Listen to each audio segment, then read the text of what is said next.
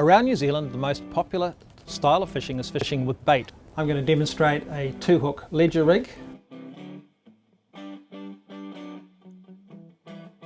Very, very useful, very versatile.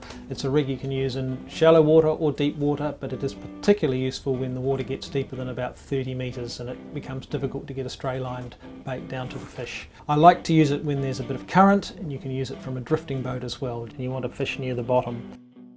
It's pretty simple. It comprises a sinker, usually a teardrop style sinker like this, some trace, it could be nylon, it could be fluorocarbon, and a couple of hooks between 4/0 and 8-bar hooks. You can choose the size of the hook. Again, that would depend on what you're fishing for and how big your baits are. Quite simple. You take a length of trace, you make a loop. I like the loop to hang underneath, and then using your thumb and forefinger, twist around 3 or 4 times, wind the loop around itself, past the end of the dropper through the loop you've made, and I need to use my teeth to pull it up. Remember to lubricate it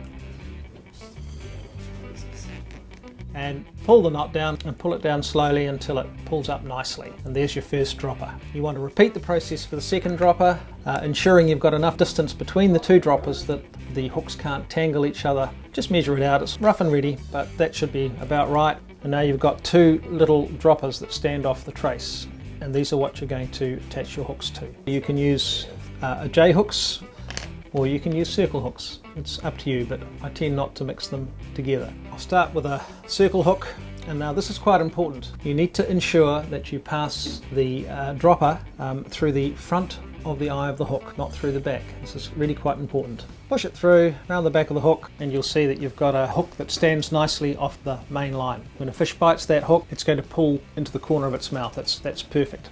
For the second dropper, you want to repeat the process. We've got 2 droppers, hooks standing off the trace nicely, and they're pointing in such a way that the fish are going to be hooked when they bite on that bait. To attach the sinker, you can either tie it on directly, or you can make a loop in the end of your line so that you can easily change sinkers. Another option for some sinkers is to use a snap swivel or a clip of some sort. But a double overhand loop like this, nice and simple, not particularly strong, but it doesn't need to be because the sinker is often the thing that gets snagged, so it's not a bad idea to have a slightly weaker link to your sinker anyway. You can often break the sinker off and still keep your hooks and any fish that you might have hooked. At this point we just cut our trace. These needn't be too long. That's 1.5 meters. That's probably as much as you'd want. We're just going to attach a swivel, and you can use any reliable knot. I'm going to use a uni knot because that's nice and easy and nice and strong too.